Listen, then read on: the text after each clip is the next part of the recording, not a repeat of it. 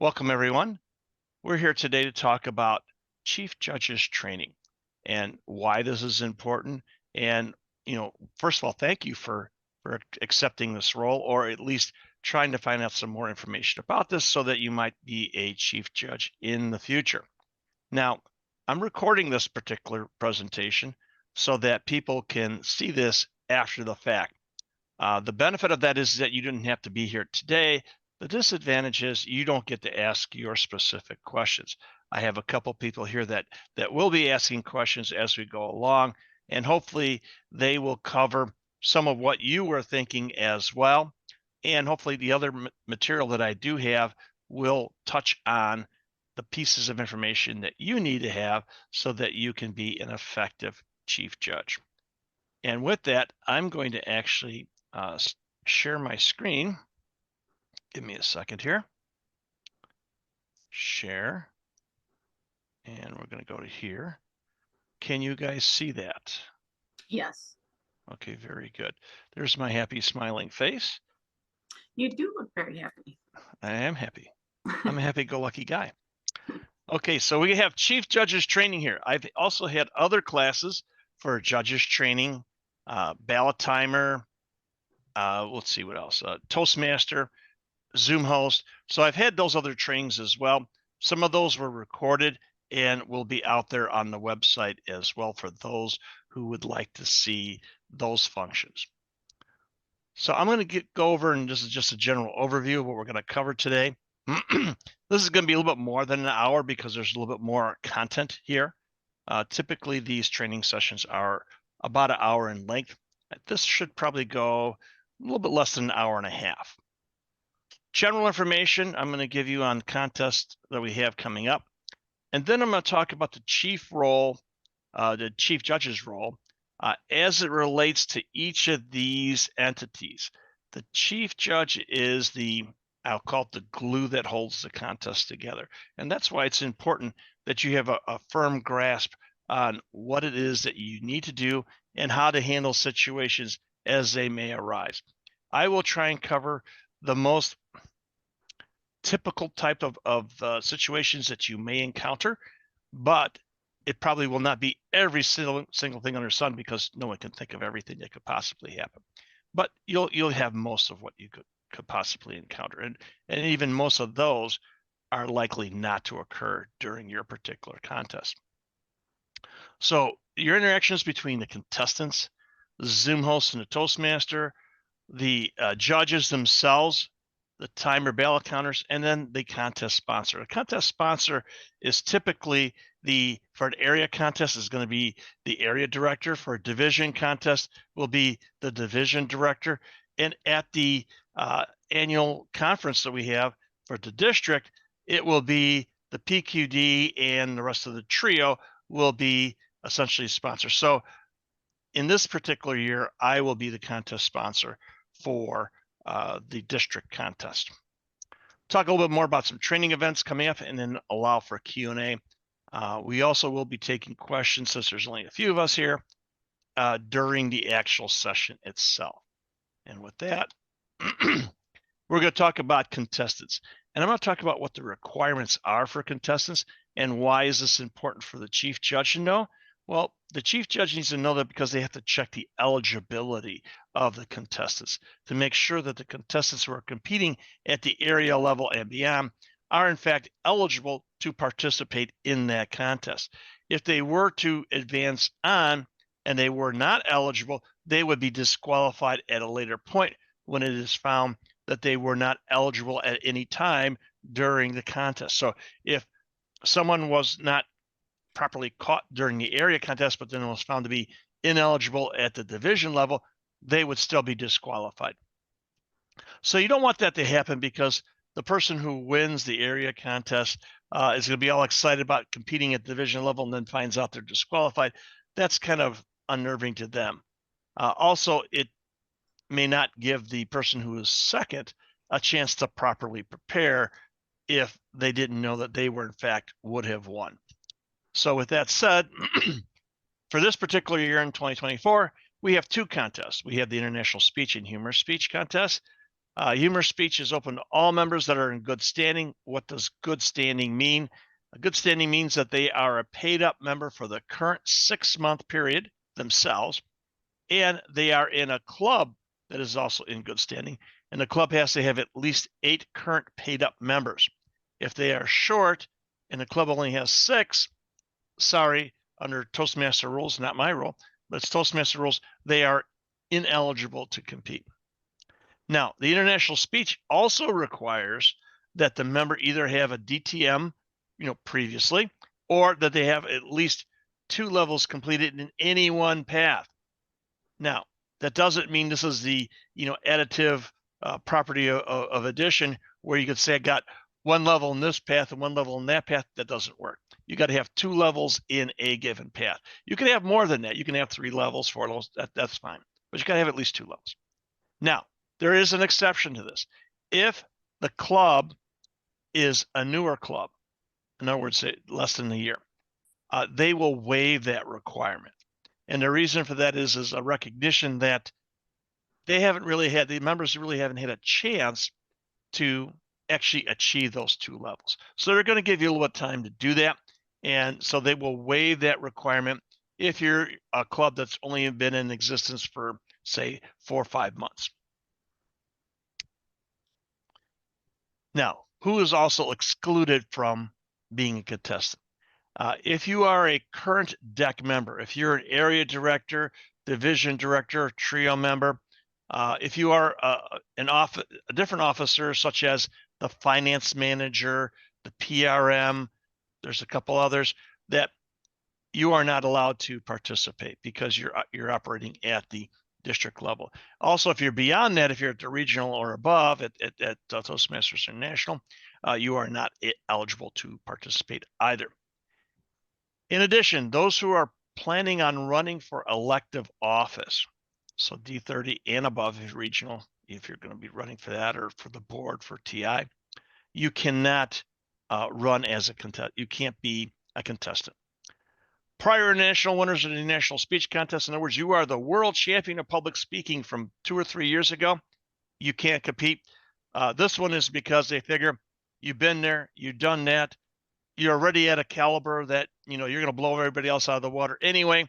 They're going to say, let's be fair, let somebody else have a chance to do that. So if you are the world champion of public speaking in a year, you are done. You don't need to compete again in the international speech contest. You can compete in humorous speech, but you can't compete in the international speech contest. Now, here's one little tidbit of information. A member can compete in more than one club. A lot of our members actually are in multiple clubs. They might be in 2, 3, 4. Some people are in 5 clubs. Gluttons for punishment, I say. But because of that, they can actually compete in each of those clubs. However, if they are winners in more than one club, they can only choose one area to compete in. And that's because we don't want to have a situation where you have the winners coming up like this, and then they meet up either at the division or the district, and you now have like 2 slots. No, they're going to let that slot go to somebody else and give them a chance as well. So only one area contest, but you get to pick which one it is. So you do have some option on that. And that's why some of the people do actually compete in more than one club contest and go up to area. Okay. Now, as I mentioned, the chief judge needs to go through and check the availability. The Toastmaster may also do so, but you can coordinate with them. But you need to make sure that the person is in fact eligible. There's a separate form that is filled out by contestants and is sent in that certifies that they are in fact eligible. I will say that even though they sign that form, sometimes they don't realize that they're not eligible. Okay, that's why you need to double check it. So they may not try to be sneaking it in. They just don't know, don't understand. So you need to double check that. Now, the dates, all the club contests are supposed to be done by the end of February. We get an extra day this year because it's leap year. So we have 88 clubs that are in the mix here. They have to have all their contests done. They can elect someone to represent them. They don't necessarily have to have a contest per se. They all the winners there go, or representatives will go up to the area contest. Those are being held in March There's 21 areas that are going to be holding their contest. Some of them may share a time slot if they have only a few contestants. Division contests are held the first 21 days in April, and there's 6 divisions, so there's more opportunity there. And then again, the district contests, both the humorous speech and the international, are held during the annual conference, which is right now scheduled for May 5th. And so both contests will be held on that Saturday, which is May 5th. At that point, the humorous speech ends. It only ends at the district level. International speech contest continues on. The winner of the international speech contest will go and have their video sent to TI, and TI will review that and determine who will go in for the semifinals. And they will get an invite to the annual conference, and the persons who win will get their hotel covered and whatnot as well. So it's they will cover that cost for you to attend.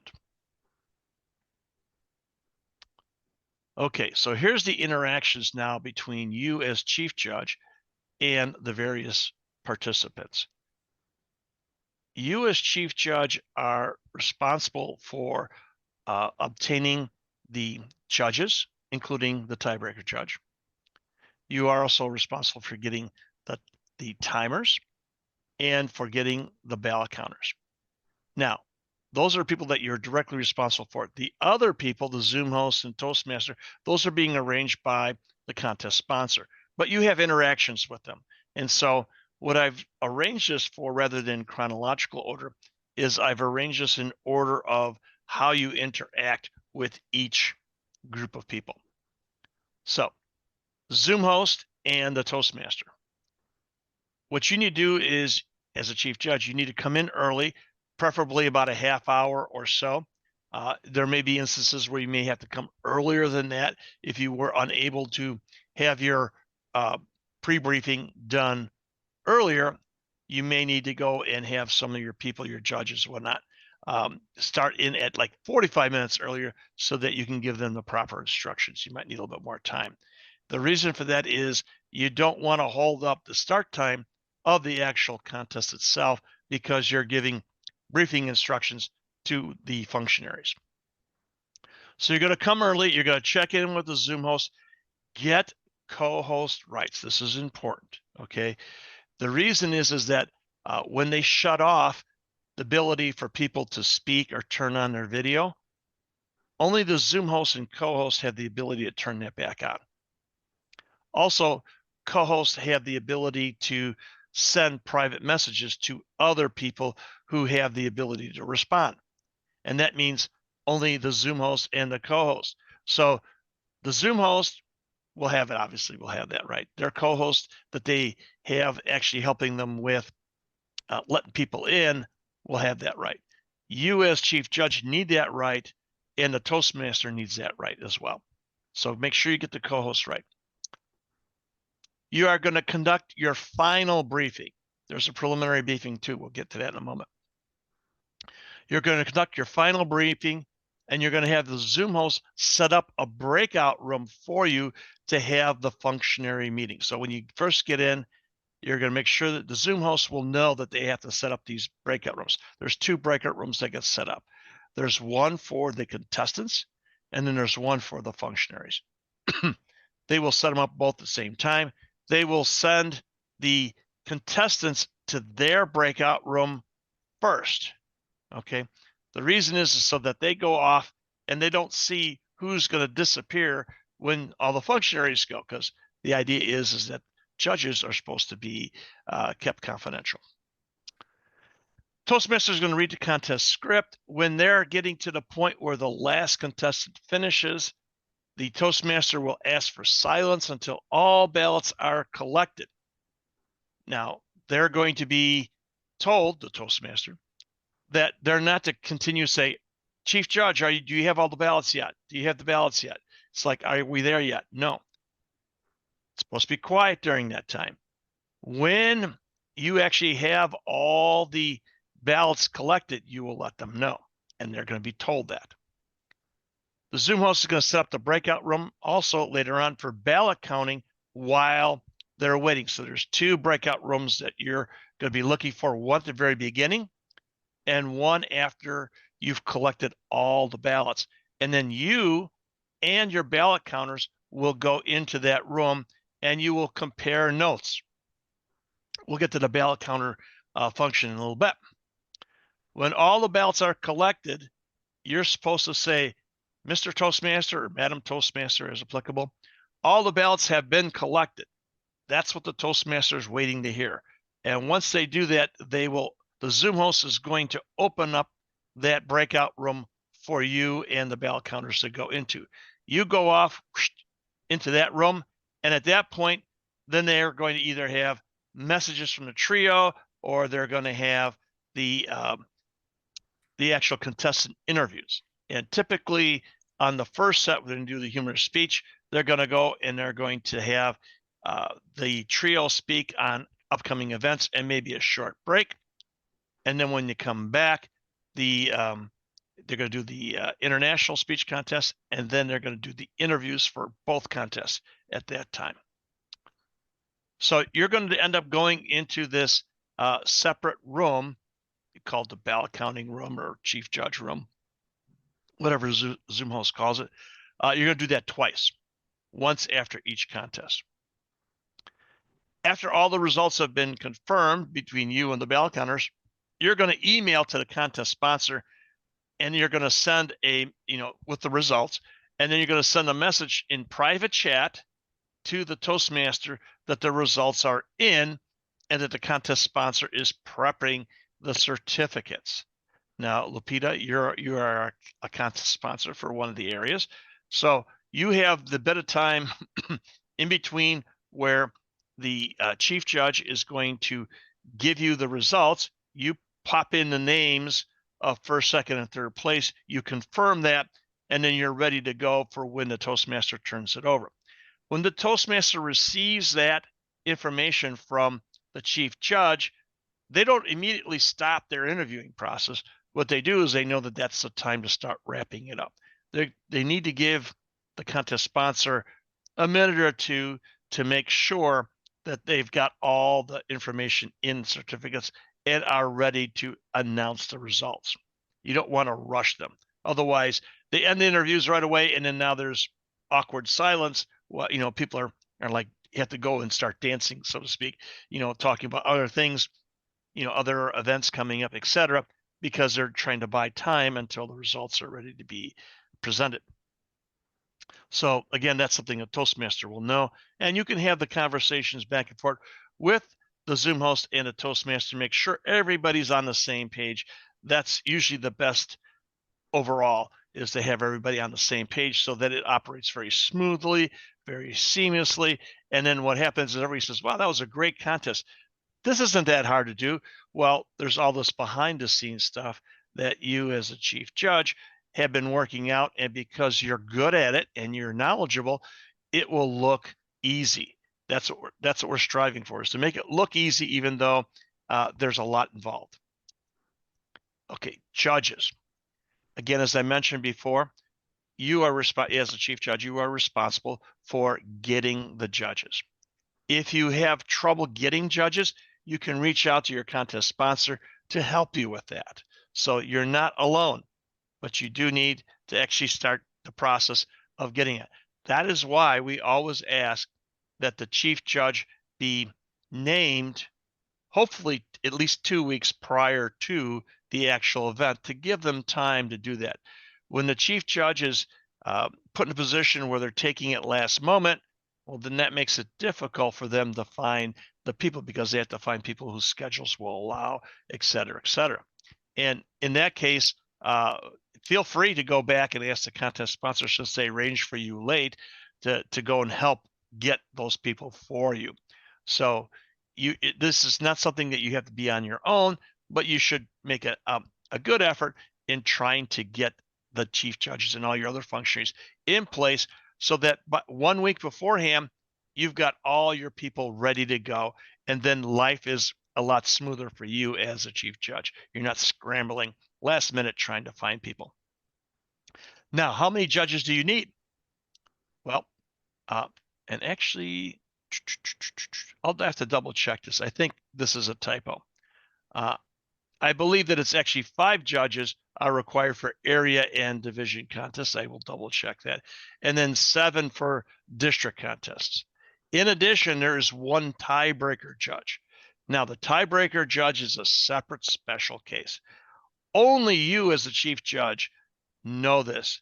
And you do need to have one, but you don't share that information with anybody. All instructions that you're going to give to the tiebreaker judge are going to be one-on-one. You don't have the tiebreaker judge in on your briefings at all, because nobody's supposed to know who the tiebreaker judge is, other than the contest sponsor, who's going to give them a certificate of participation at the end. Member in good standing. These are the eligibility requirements. To be a judge, you got to be a member in good standing currently and for at least the 6 months prior. So this is a little bit more than just a contestant. Contestant had to be just current, but this one also requires them to be 6 months prior to that they were in good standing. The member must have completed at least 2 levels in a path or DTM. I didn't put that in there, or at least 6 speeches in the CC manual. Now that's interesting because they're not allowing that for contestants, but they are allowing it for judges. And I assume that at some point that'll go away too, and it'll be, you have to have 2 levels in the path. Now, how do you get 6 speeches in the CC manual? Well, you had to have done that while you were in the legacy program, obviously. A member cannot be an active contestant in any contest that is of the same type. So if you are a judge and you're participating in the international speech contest at another area or division, or even in a different district, you cannot compete, because theoretically you have the perception of bias. Not that you would do anything, but there's a perception that, oh, gee, that guy is really good, and therefore I don't want to compete against him. Okay, not that they would do that again, but there would be the perception that that could occur. And so we don't want to have the perception that the judging is biased in any way. The member also cannot be in the same club as any contestant of the contest where they are a judge. Okay, now that should be obvious if it's in the same area, the club that's in the same area. But because, excuse me, we have people who are in multiple clubs. Like I said, there's people that have 5 clubs. It is possible that even though you get a judge from another division, in that division, that judge may be in the same club as someone who is a contestant in your area or in your division. So you do have to check that. One of the things that you ask the judges, you say, here are the contestants that are there that are going to be competing, and they have to go through and say, I'm not a member in any of their clubs. Okay, so that way that they are fair and impartial. That's what we're looking for. So that's judges. Now, how do you interact with these judges? You're going to send out, as a chief judge, you're going to send out the judges eligibility certification form. They need to get that back to you before the contest. On that form, it says that they certify that they meet these following requirements. It says they're going to be ethical, et cetera, that they're not a member of their club, that they have, they're current in their dues, et cetera. So all the requirements to be a judge, those will be included on that form. And they're going to sign it off, and they're going to send it back to you. You can get that via email. They can do an electronic signature, as long as in the email they say, please note that I've signed this electronically, accept this as my legal signature for this purpose. So that would satisfy that. You're going to hold the functionary briefing. Now, there's a functionary briefing, and then there's the final briefing on the day of. There's 2 distinct briefings. The functionary briefing should be 1 to 2 days before the event. If you can't do it 1 to 3 days is okay. You don't want to do it too early, because number one, your group of people that you have may change. Somebody may drop out. The other thing is you want it fresh in their minds. So it should be about 1 or 2 days before the event itself. During that functionary briefing, you're going to go over the roles and the functions of each of your functionaries.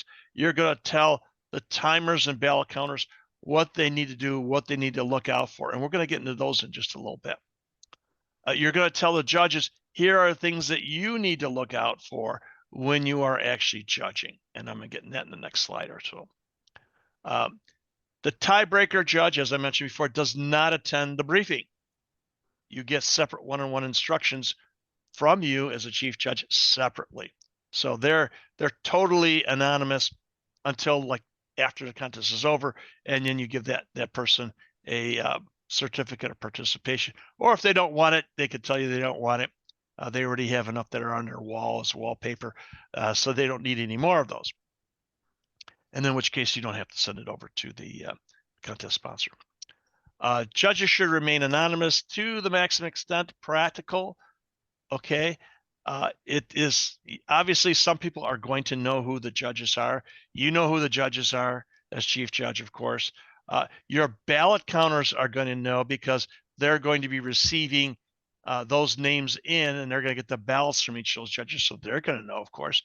The Zoom host is going to need to know because they're going to put them in the room with you. So they're obviously going to know, but it's because of their duties that they need to know. So when they say they should remain perfectly anonymous, it's not perfectly anonymous. It's anonymous to the maximum extent possible. And because some people are going to have to know who you are due to the fact that it's just part of their function. On the day of the contest event, you're going to hold that pre-briefing for the functionaries. And again, that's your timers, ballot counters, and judges. And so that's last minute instructions. And let's see, I think that's going to be on the next slide. Yes. So on the day of a contest, judges are expected to arrive before the contest starts. If you've had your regular session where you gave your instructions 1 or 2 days previous to that, and they were all there, great.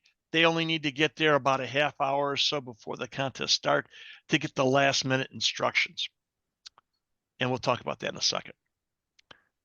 If you've got people who have not gotten those instructions and they're newer to being a judge, you may want to have them come earlier so that you can give them what they need to know so they're not tying up all the other judges who were there for that original briefing. Okay, so then maybe you need another 15 minutes on top of the others because they're still going to get the last minute instructions, but you need to fill them in on what to look for, what to have as an objection, et cetera, et cetera. So you have to explain all that to them. That, or if you could do one-on-one with them separately before the session, then that's fine too. During the contestant speeches, they're supposed to, as a judge, you're supposed to listen intently and assess their performance using the criteria given. And we're going to show what that form looks like in just a moment. After a contestant finishes, they should place a score, how they felt that each contestant actually performed on their form, and then total scores in the box. They got a minute or so to actually tabulate those scores, and they can have a calculator on the side if they don't want to add them up manually. Okay, it's not that hard to do once you have the scores all in. The maximum score is 100%. I've never seen anybody get 100%. At least I haven't done anybody that's gotten 100%, and I'll explain why that should be the case later on. If they feel that a contestant uses more than 25% non-original content, or they do a callback to another contestant, they should write OBJ on there for objection next to the contestant's name. They should also notify you as a chief judge via email, text, regardless of however they placed, that you have an objection, and then they will discuss that with you. The chief judge will discuss it with the person that's raising that objection. Or if there are multiple people raising objection, then you bring them in and you ask the Zoom host to create a separate special breakout room for you and those judges that are raising the objection.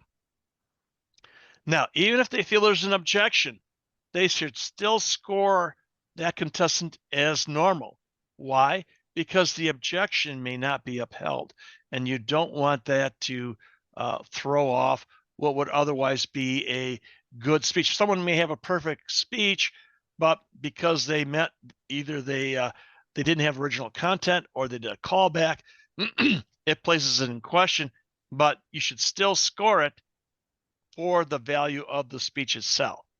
And again, it's because if the objection, after a review by the chief judge and the judges, decide that the objection is not warranted, then you still go with that score. So you still have the scores that are available. That's why it's important to score it as you see it and then raise the objection as a separate issue.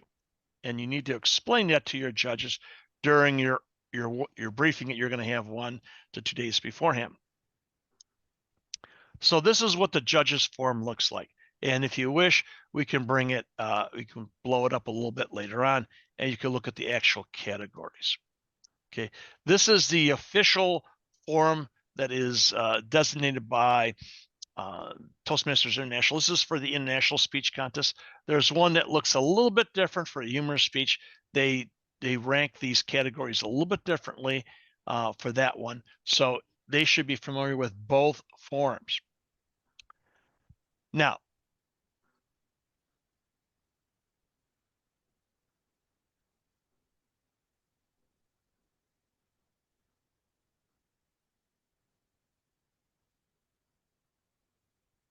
You've lost your sound.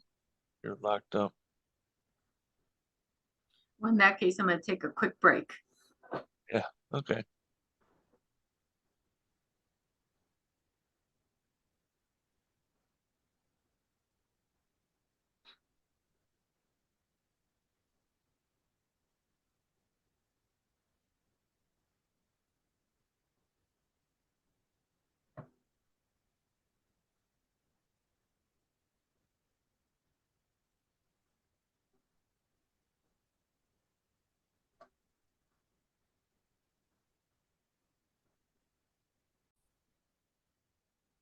sorry about that. My headset ran out of juice and I had to plug it back in. So we're going to go back here and I'm going to share my screen. Hopefully you didn't miss too much. Okay, I believe we were left off here. So this is a judge's form. I'm strongly urging you to use this official form. There has been in the past suggestion that you could use an alternative method, a different scoring method other than this. I would dissuade you from that. And the reason is that this form, the reason they have it like this is what is going to be used as they progress going up. So this is how they're going to be evaluated going forward. And it should be consistent, number one. Number two, the other consistency argument is this. If you use some other format and it's not broken out like this, certain scaling and whatnot, what happens is you introduce your own subjective opinion on certain things. And you want to be as fair and impartial as possible. You don't want to have the appearance of an individual or the way that they're speaking, the sound of their voice, provide some sort of bias that is not part of the normal requirements for judging in a contest. So by using this particular form, you are being consistent on how you treat each contestant. I've heard also mention that what people will do is they will actually start here at number 10 and then work this way with the contestants. And then what they do is they go to each contestant, they cover up that last one. And as you move forward, let's say you're on number 7, 8, 9, and 10 are covered up with a sheet of paper or you fold it over such that you don't see what the other contestants were, so that somebody else's performance doesn't jade what your impression is of the current contestant. So again, you're treating everybody fairly as though they were the first contestant. So the order should theoretically not matter to you as a judge. So this is something that you may want to talk to your judges about. They're going to go through and they're going to total up scores. The other thing I'm going to mention here is in terms of, why I say I don't see anybody with 100%. I strongly discourage judges from rating someone the absolute highest score that they could be. Okay. The reason for that is, let's say you hear someone, you say, wow, that person was a fantastic speaker. They're really good. I'm going to give them all high scores. They get 100. Well, guess what? Then the next speaker comes along and they're even better than the one you just heard. Well, where do you go? You already got to 100. Okay. And so if you have 2 or 3 of those, now that causes a problem. What I will say is this. Typically, when I would judge people, I would be looking in the very good and the good categories. Okay, I don't want to say I'm a tough judger, but I try to make sure that they fall in these 2 categories if they're doing a decent job. Rarely do I see anybody that's competing at the area and above level that's only going to be a fair. Okay, typically if they've gotten to that level, they should have at least, a decent presentation and they've practiced it so that, they aren't going to get the bottom category. It's possible they're having an off day and you may actually give them some of that, but it's not typical. So more typically, you're going to be in these 2 categories, and there's quite a bit of range that are existing in here as well. So there's plenty of room for relative distinction between contestants. You put your scores in there as you go along, as you're listening to them. I recommend, as you get close to the end of the speech, you go through and put down your impression as you're going along. And then by the time you're all done with the speech, you will know, and you can adjust it, use a pencil or whatever, or add a couple points to it. This top part of the sheet only stays with the judges. They will tear this bottom part off. And in fact, you are going to instruct them before even the contest starts that they are to sign the bottom part here and print their name. The reason for that is that if a judge turns in a ballot that is not signed with their name printed on the bottom and with the names of the contestants here shown, that ballot is invalid. It has to be thrown out. So you always want to make sure that, and that's by Toastmaster rules, so you always want to make sure that they fill this out beforehand so that they're ready to go when they've totaled up all their values. Again, they can total up their values in that minute or so of silence that happens between contestants. Okay, so here it says total up scores. You're going to print your name of that. Note that first place finisher is going to get 3 points.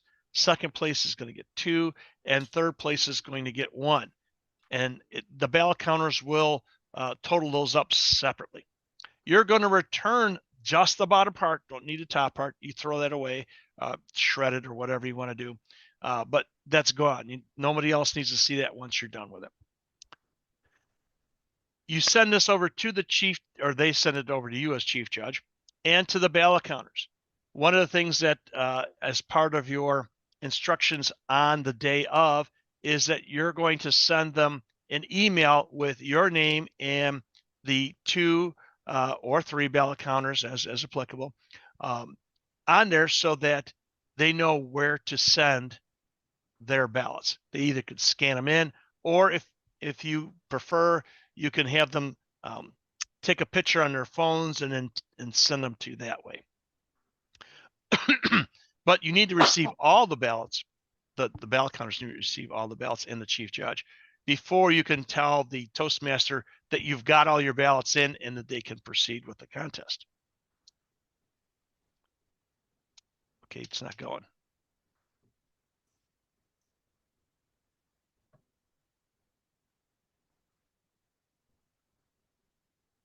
Too far. Here we go. Nope. Tiebreaker judge. Now, tiebreaker judge, again, only known by you as the chief judge. Their form looks a little different. Top part's all the same, just like that. They score just the same as the other ones do. But here, they put in not just first, second, and third, but all the contestants. They have to rank them. Oh, by the way, as a judge, you have to break your own ties. I think I didn't know if I mentioned that on this previous one. Nope, further up. Okay, you must break your own ties. So if you got two people that got a score of 85, you have to look at that and say, well, one was 85 plus, one was 85 minus. Okay, you have to kind of go back and give it your, kind of thumbs up and say, it looks a little like this versus that. So you got to have first, second, third place distinct. Tiebreaker judge, same thing. They got to put it, but they got to do it for all the contestants. So if you've got 5 or 6 contestants, you're going to put all of them in there, all the rankings. And that's important for the chief judge later on. And we'll talk about that in the ballot counter section. Timers. For area and above contests, you need to have 2 timers. One of them is responsible to show the green, yellow, red card, and the other is the official recorder of the time. But both of them are going to send their record times in on their sheet as a backup, because what happens is just in case the main timer actually loses their connection, the backup timer will need to go through and take over the job of putting the green, yellow, red cards up. Okay. You need to tell your timers that so that they're aware that the second timer needs to step in should the first timer actually fall out. So we always, when we do these contests, we always want to have a plan B, just in case our plan A, something happens and it doesn't work out. We've got a backstop for it. So they're going to act as the backup in case, the main timer, it falls by his side. Now, the timer has to be a member in good standing. We talked about that before. And again, they can't be in the same club as any contestant of the contest that they are timing. Okay. If they are, let's see, if they have another contestant in a different area that's competing, that doesn't matter. It doesn't really affect their timing. Okay. It's different than the judges. Judges are, you're looking at a subjective view and determining their actual performance. Here, you're doing the timing, and there's 2 of you, so they all should be, timings should be pretty close as long as everybody's watching carefully. The form itself for the timer that's available, contestants are allowed plus or minus 30 seconds for most contests. In this case, both the humorous and international contests are the same length. They're 5 to 7 minutes. So the minimum time is 4 minutes and 30 seconds. Maximum time is 7 minutes and 30 seconds. If you fall outside those times, the contestant is disqualified, and the timer is supposed to mark DQ next to that contestant's name. You can put it over here by the time, or you can put it in the front here by the name. And they should mention it to you as a chief judge that they had a disqualification, or you had multiple disqualifications. So they will, so you need to let them know that actually happened. Now, that said, the judges are not supposed to look at time at all. Okay, that's not their job. That's the timer's job. The timer's job is going to be looking at time.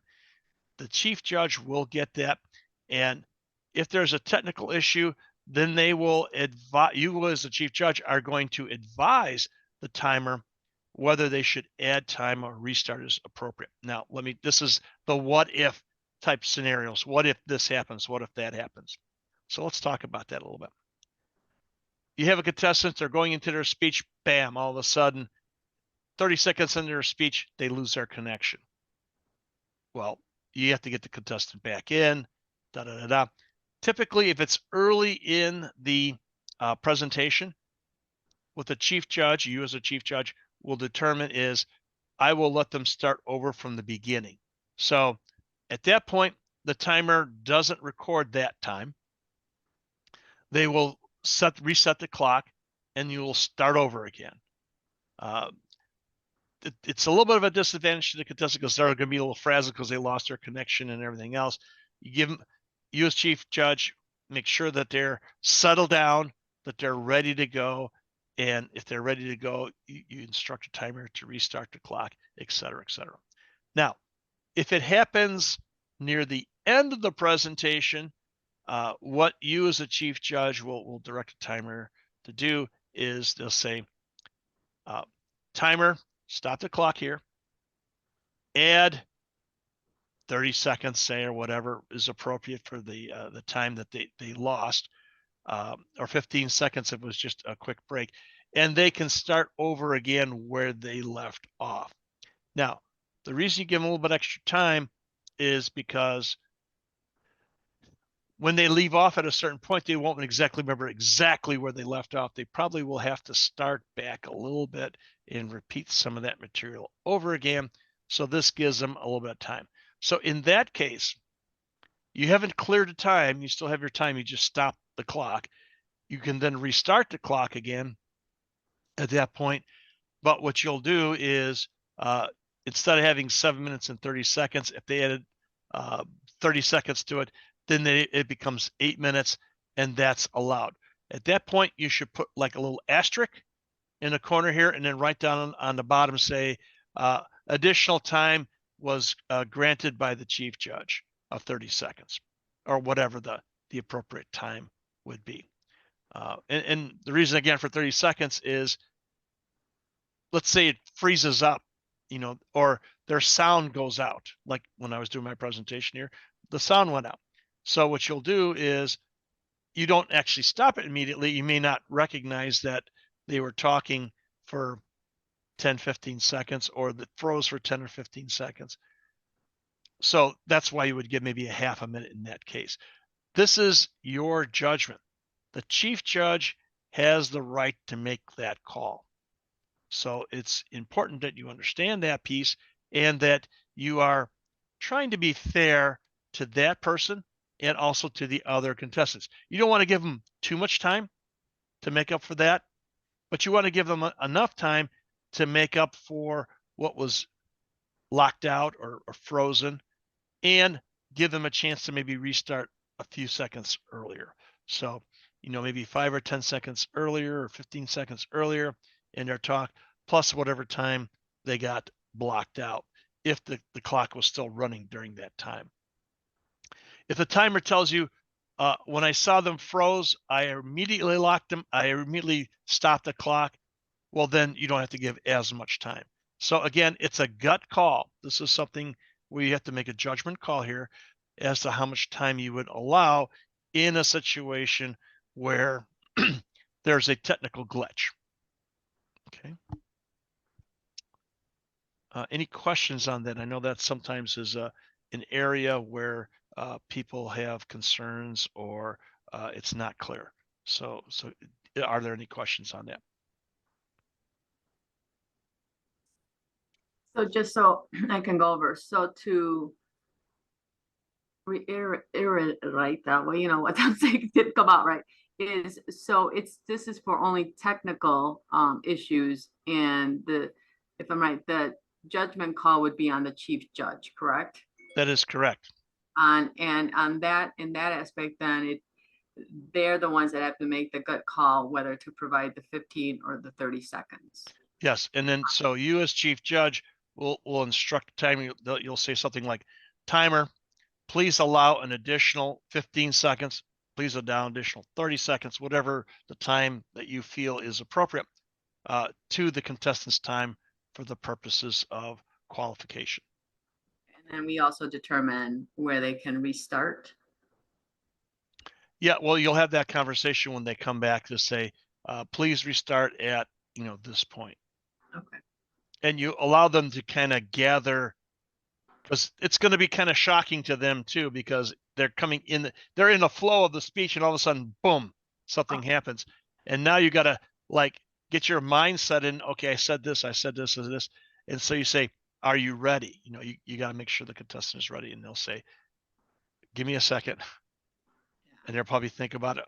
Okay, yes, Chief Judge, I'm ready to go.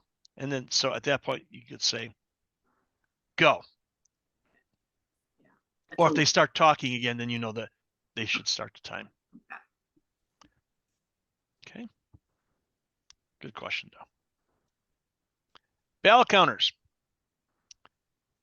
You need 2 ballot counters for the area and division level. At the district level, you need 3. And at the international, I think you need 4. Okay, so it goes up. Just like judges, it goes up. they're going to independently tally the results along with you as the chief judge, and you're going to all compare your results, and they all should be the same, because all you're doing is you're adding up numbers, right? And the reason for having multiple people add up those numbers is so that there's not a math mistake. If one person did it, it would be fraught with the possibility that it was not added up correctly, and the person who was named first was actually second, and vice versa. So you want to make sure that you add up all the results. You're getting all the sheets in from the judges, and you want to add them all up as you go in there, and we'll show you the form in just a minute. And that you all got the same number, you got the same result, and you agree that this is first, this is second, and third. And you want to have good communication with that, because you want to make sure everybody's on the same page. Here's first, here's second, here's third. And they're put in the right spots. And now I'm going to show you the form it goes on. The form is in reverse order. Warning, warning, danger, danger. So you want to make sure that you're putting them in the right spots, and that you notify your sponsor, the contest sponsor, that please note the order that they're shown. It's shown third, second, first, not first, second, third. So they don't reverse the first and third place winners. Now, on that said, and I'll probably repeat again later on, is that once the contest results are announced and the contest is closed, those results are final. So if there's an error in how the sponsor actually announces the results, because they got them backwards, they didn't look at the sheet closely enough, you as chief judge have to interrupt immediately and say, stop, you got it backwards. Okay, because if the contest is closed, that's a final result. You can't reverse that. Okay, even though the person who was first should have been third and vice versa. So you don't want that to happen. You don't want to have the person who really deserved to be first place get downgraded. Eligibility for ballot counters, similar to the timers. You got to be in good standing. Can't be in the same club as any contestant for that contest that you're tallying the results for. Again, this is a little bit less stringent than a judge, only because there are two other people that are tabulating those results. So you can't really cheat on that.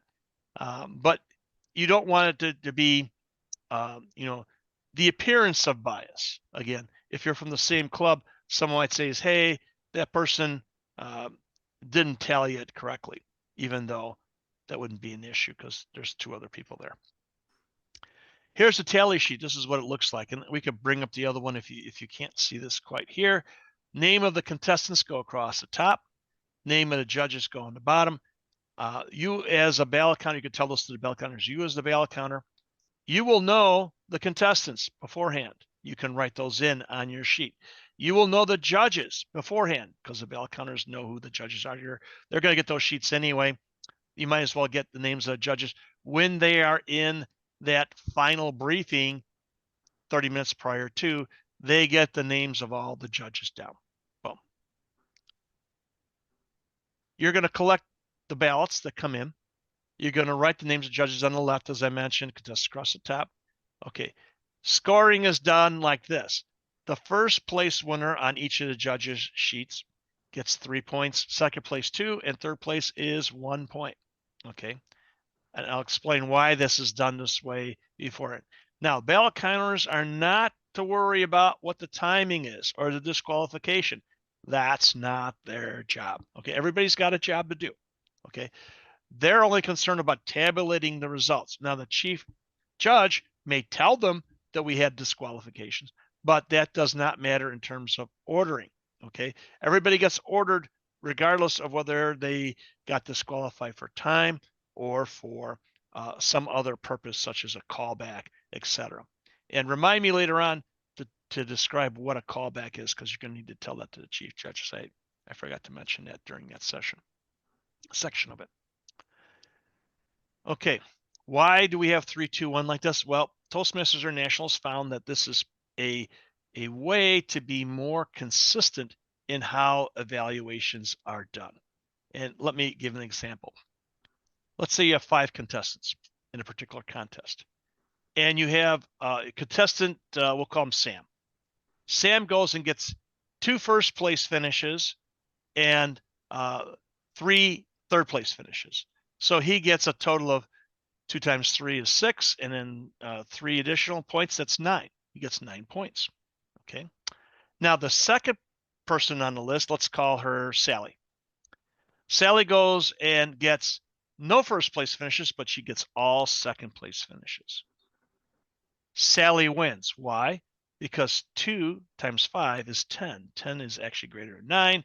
And you're saying, well, wait a second, she didn't get any first place finishes. No, but she was consistently seen as being the second place finisher across all judges. Judges are going to have a little different perception one to the next. Typically, you're not going to see them all say the same things. They're generally pretty close based on performances. But when the performances are really good, it starts to get very subjective as to who came in first and who came in second. And so this is what could happen is a person who got 2 first place finishes by the judges, but only third place finishes by the others, they're less consistent in their presentation in the overall view of the collection, the consensus of all the judges, than the person who consistently got second place. And so that's why it's awarded this way. Now, you need to, when you look at this, you're going to break ties. And the way that you break ties is the chief judge is going to go to the tiebreaker ballot. Now, you as a chief judge, you're the only person that sees this tiebreaker ballot. You're going to look and say, okay, for the people who are tied, and only those people, that's where I'm going to go and use that information on. So let me give you an example. Let's say consistently across the board, you total it all up there, and the first place finisher is first place by a mile. Okay, not a problem. Everybody saw them. Yep, John was the first place finish, no problem. And then we had Sue and Tom that were tied in second and third. You as the chief judge go to the tiebreaker ballot, and maybe Tom was viewed as being the first place finisher on the tiebreaker ballot. Or let's even go different. Let's say Tom was the third place finisher and Sue was the fifth place finisher. Okay, well, in that case, Tom would get second place and Sue would get third. It's the relative ranking on the tiebreaker ballot only for those who are tied. The first place finisher is not in contention here. That was a clear decision by a consensus of all the judges. So that doesn't, same thing happens if the first and second place are tied and the third is decided, conclusively. Only the first and second place finishers are then reviewed to see their relative ranking on the tiebreaker ballot. Is that clear, or does that need additional explanation? I think I've got it a little bit. I just want to make sure. Okay, so basically, the first place and so all that. So first place will get it regardless if it's a complete, Consensus opinion. Clear, and it's very clear. It's okay. And then the second and third, it depends on. So then that way they would go to the tiebreaker, and then they would kind of look at what's going on with that. And then if there's somebody in fifth place, they would go then to third place. Yeah, it's the relative ranking on the tiebreaker ballot. And again, you only go to the tiebreaker ballot if there is a tie. If there is no tie, then you don't use the tiebreaker ballot at all. It's there as a backup. Again, it's our plan B in case we have ties. And so all ties have to be broken. The judges, when they send you their sheet in their first, second, or third place, have to break their own ties. At this level, when you're going through and tabulating all the results, the way the tie is broken is by using the tiebreaker ballot. And it's the relative positioning. So it doesn't have to be, like I said, you had second and third place here. They don't need to be second and third place. It's whatever the relative ranking is. Whoever scored in a higher place is the person who gets that level, and then the other person gets the next level lower. if that makes sense. Yeah, I got it. I just wanted to confirm. Yep. that. Nope. It's always good to be sure that everybody understands very clearly how this is handled and how you handle that plan B situation. And as I mentioned before, everybody should have the same results on the bottom because you're just adding numbers together, right? Now, sometimes you say, well, that sounds pretty straightforward. Well, sometimes what happens is you get these the scoring on there and it may not be clear. Okay. Maybe the name isn't clear. They wrote it in script and it's not like, who's this first play? And you guys talk about it in amongst, oh yeah, it kind of looks like that. Okay, I see. And you make it there. Now, they're told, or you should tell the judges, I should say, in your briefing, make sure that when you fill out your ballots and that you print that, okay? Because some people his handwriting is very difficult to read. So if they print it, you're more likely to be able to determine who the first, second, and third place are. Now, let's go here to the next slide. Contest sponsor. You as a chief judge are going to interact with the contest sponsor for a few things, not much, but obviously the contest sponsor went and solicited you to come in there and actually take over this important role. So you're going to confirm with the event sponsor that all the functions are arranged for, ideally a full week prior to the event. If you don't have your people locked up 1 week prior to event, you better be reaching out to them. Get help if you need it. Don't wait until 2 days before and say, I don't have enough people. Now, when I mentioned earlier that you need to have 5 judges, for instance, for an area contest, that's the minimum number. I would suggest to you that you might want to go out and get 6 or 7 judges in addition to your tiebreaker. Why? Because the day of an event, John has a problem and can't get in. Okay. Something happens. They had to go to the hospital for something. Hopefully nobody has that situation, but stuff happens. Life happens. So what happens then is now you'd be short a judge if you only had the 5. And now you're scrambling last minute trying to find another judge. That's not ideal. Okay. If you have 6 or 7, that's fine. You can have more judges than you need. You just can't have less. So I always recommend get an extra 1 or 2 judges along there so that if somebody has to fall by the wayside for whatever reason they can't make it, something popped up that they have to go to, and they'll be sorry and all that, but you're still going to be stuck. So this way you have somebody else to step in and you have at least your 5 judges that you need. Okay. Same thing with ballot counters, timers that you have people to cover that. In a pinch, let's say you have 7 judges, you only need 5. They're all available, but one of your timers falls by the wayside. Well, that's fine. You can have ask one of your judges if they would be willing to be the timer instead. So you got an extra person handy. It's your backstop. It's your plan B.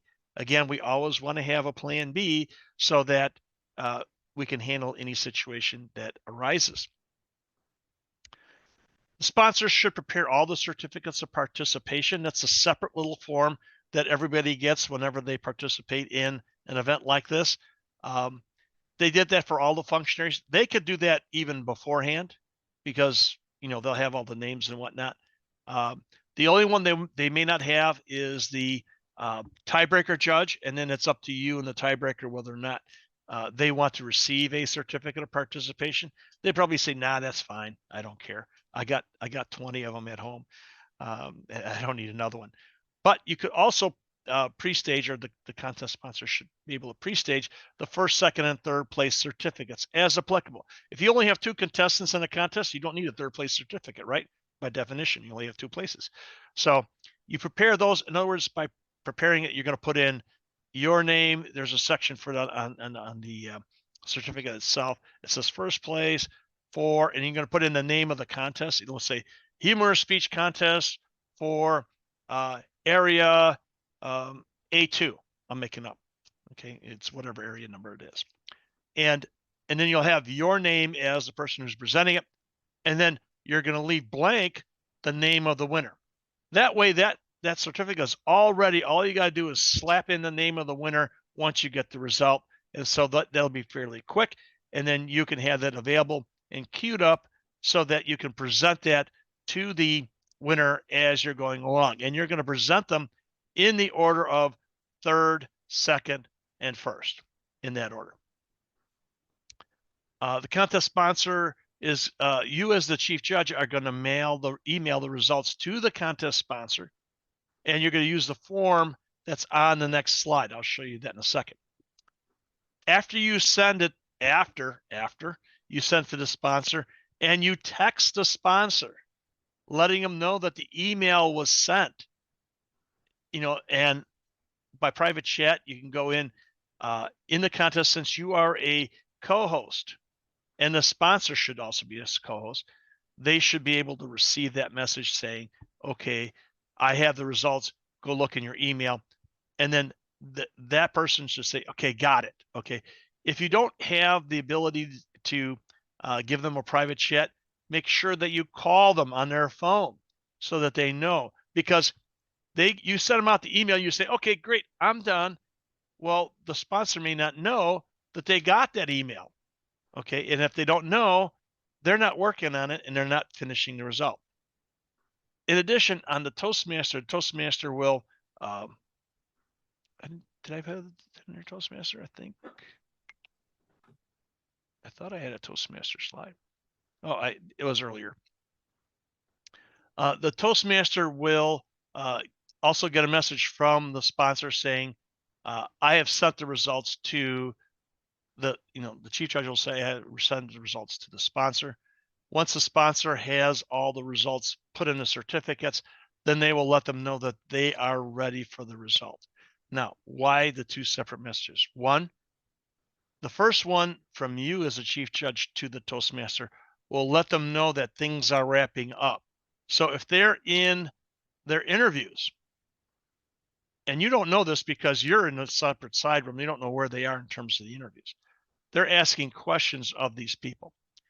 That way they know that, okay, I should start wrapping this up in the next few minutes. And so they will be ready for that. And then when the actual sponsor says, okay, I've got all the results ready, I'm ready to go and present them, then they know that they can actually end it and then turn it back over to the sponsor. Okay. Results. There's two forms. The first one is the actual results form. This is what you are going to send to the sponsor themselves. Okay. You're going to mark in whether or not there's any time disqualification. That's here, yes or no. Okay. And again, this is the announcement. And notice, third place, second place, first place. It's in backwards order. So when they fill out the certificates, they should know, the sponsor should know. And you probably want to have that conversation just to make sure that they know that when you can even send them a blank form, you say, look, when you get this, it's going to be third, second, first, so that when you see this, that's the way you announce them in this order. Boom, boom, boom. Okay. Someone's keeping beeping me over here. I'll have to get that in a minute. So they need to know, so they don't reverse this and make this the first place finisher and the third place finisher. I think I mentioned that previously as well, but that's important. You don't want it to be a mistake. Afterwards, you're going to fill the name for first, second, third. If there's more, you could put those in as well. Put in this is an area contest or division contest as appropriate. It's submitted by you and or the contest sponsor. You put in your name in here, your telephone number so they can know how to contact you if there are questions. Also your email. Now, the contest sponsor can fill in the club number, member number, email address, et cetera, et cetera. But you need to send them at least the order of the contestants here. Okay. Any questions on that? Hearing none. I do have a question. Oh, you do have a question. Go ahead. Yeah. So with these results, you say the results of the humorous contest after the deck team speaks, and then there's a break between the contests? Or do Yes. you wait to, all right, so you do give the announcement of the winners. Well, no, I'm sorry. I misunderstood your question. Okay. Do you send this results form to the sponsor? Yes, you send this form to them after the humorous speech contest. They then fill in their forms, but they don't announce them until the end. Okay. Because we have 2 contests being held. So the humorous speech goes first, and what'll happen is they'll have comments from the trio, and they'll probably have a short break in between. And then they'll get these results, they'll fill out their certificates and have them ready to go. That'll be for humorous speech. At the end of the international speech, you'll send out another results form for the international speech, right in here, international. And then you're going to have those winners. Okay. And the same thing with these notification forms here. You're going to have 2 separate sheets, one for humorous speech. And if you notice here, it says international, and this one's humorous. You're going to check those boxes accordingly, put in the data contest, etc. So you're going to have 2 sheets like this. You have 2 sheets like this. You send it after, as a chief judge, you send them after each contest so that you give time for the contest sponsor to fill out the certificates and have those ready, rather than scrambling at the very end to get them ready. So that way they're only having one set of 3 that they have to fill out for the international at that point. Okay. So then after the interviews, then they say the humorous contest winners, and then they say the international contest winners? Or is it the Yes, humorous? they give the humorous speech winners first, and immediately after that, then they announce the international speech winners. So They're both at it's the pretty very quick. end of the. At the very end, yeah, it'll be very quick. Part of that is you want to have everybody stick around for both contests too. That's right. So that they get the full treatment, so they know what the results are.